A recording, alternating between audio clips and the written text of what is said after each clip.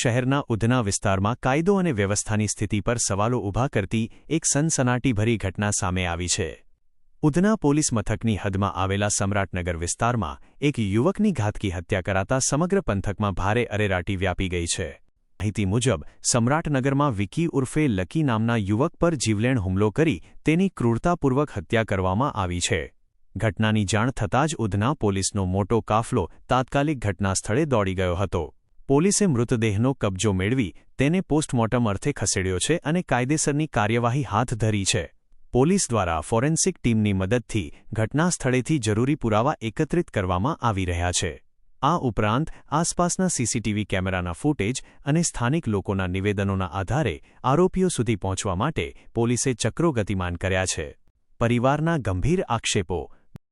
क्या नाम है आपका और भाई का नाम क्या है? क्या घटना मेरा बनी? नाम प्रिया धनराज टाइडे, मेरा भाई का नाम विक्की है. क्या घटना बनी पूरी? ओ मेरी मम्मी एक बार मेरे भाई को देखने गई थी. मेरा भाई बैठा था, फिर पिछली बार वो आवाज आई तो हम देखने गए. मेरा भाई ऐसा लेटा पड़ा था, उसने डायरेक्ट सामान घाल दिया. मेरे भाई को डायरेक्ट जगह पे ही खत्म कर दिया. पहले भी मेरे बाप को मारा, अभी भी मेरे भाई को मारा. पहले भी उसका हाथ था, अभी तो उसने सामने से वार किया.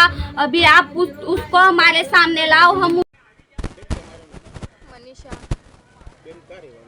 उधना 9 नंबर अशोक सम्राटनगर. તમારા પરિવારમાં કેટલા જણો છે? दादी है, बहन है, भाई था. मेरे पापा को भी मार डाला. मेरी मम्मी है अभी आपका भाई का नाम क्या था? लक्की उर्फ विक्की. क्या हुआ उसके साथ? 9 बजे आया घर पे. मेरी मम्मी को पूछा क्या बनाया है, बोले मेरी मम्मी बोले खा ले, बोले तो बोले आता हूँ, बोले 5-10 मिनट में. उधर गया तो बैठा, फिर वापस उसके दोस्त के घर पे से पानी पिया उसने. फिर उधर से हमारे घर का आने जाने का रास्ता है और वो आदमी वो जावेद जिसने मारा मेरे भाई को वो भी उधर ही रहता है. तो मेरा भाई उधर से आ रहा था तो उसने डायरेक्ट चाकू ही मार दिया डायरेक्ट. फिर मेरी मम्मी बोले चल, बोले 10 बज गए, देखने भाई को बुला के लाते.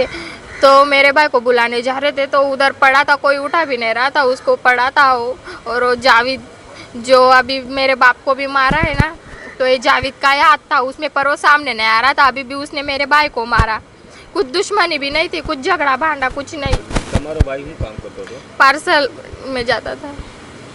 એની ઉંમર કેટલી હતી? 22. 22 વર્ષની. જાવેદ કોણ હતો એમનો દોસ્ત? नहीं दोस्तार दूसरा कुछ नहीं. वो गली में ही रहते थे, वो दारू का अड्डा चलाते थे पहले.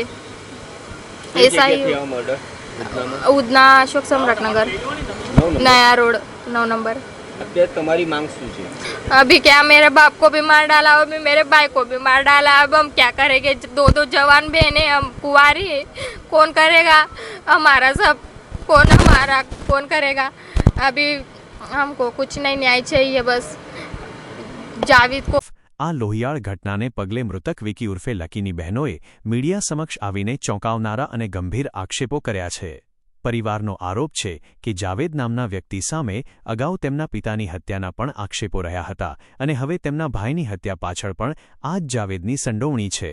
આ સાથે જ મૃતકની બહેનો દ્વારા આ વિસ્તારમાં ગેરકાયદેસર દારૂ વેચવાનો પણ ગંભીર આક્ષેપ કરવામાં આવ્યો છે, જેને લઈને હવે આ દિશામાં પણ ઊંડી તપાસની જરૂરિયાત ઊભી થઈ છે. પીડિત પરિવારે પોલીસ સમક્ષ ન્યાયની ભીખ માંગતા આરોપીઓને તાત્કાલિક ઝડપી પાડી કડકમાં કડક સજા કરવાની માંગ કરી છે. ટ્વિસ્ટ અને પોલીસનું નિવેદન. જો કે આ કેસમાં એક નવો વળાંક એ આવ્યો છે કે જેના પર હત્યાના આક્ષેપો થઈ રહ્યા છે તે જાવેદ નામનો ઈસમ પોતે પણ આ હિંસક અથડામણમાં ગંભીર રીતે ઘાયલ થયો છે અને હાલ હોસ્પિટલમાં સારવાર હેઠળ છે. ત્યારે પોલીસ એ દિશામાં વધુ તપાસ કરી રહી છે કે આ સમગ્ર હત્યાકાંડ પાછળ શું કોઈ જૂની પુરાણી રંજિશ કે અદાવત જવાબદાર છે કે પછી અન્ય કોઈ ચોક્કસ કારણ છે. હાલ આ ઘટનાને પગલે સમ્રાટનગર સહિત સમગ્ર ઉધના વિસ્તારમાં ભય અને ચિંતાનો માહોલ છે. આ કેસ સાથે જોડાયેલી તમામ સત્તાવાર વિગતો કર્તવ્ય ગુજરાત ન્યૂઝ આપ સુધી સતત પહોંચાડતું રહેશે. કેમેરામેન શાબિર અલી સૈયદ સાથે કાદિર શેખ, કર્તવ્ય ગુજરાત ન્યૂઝ.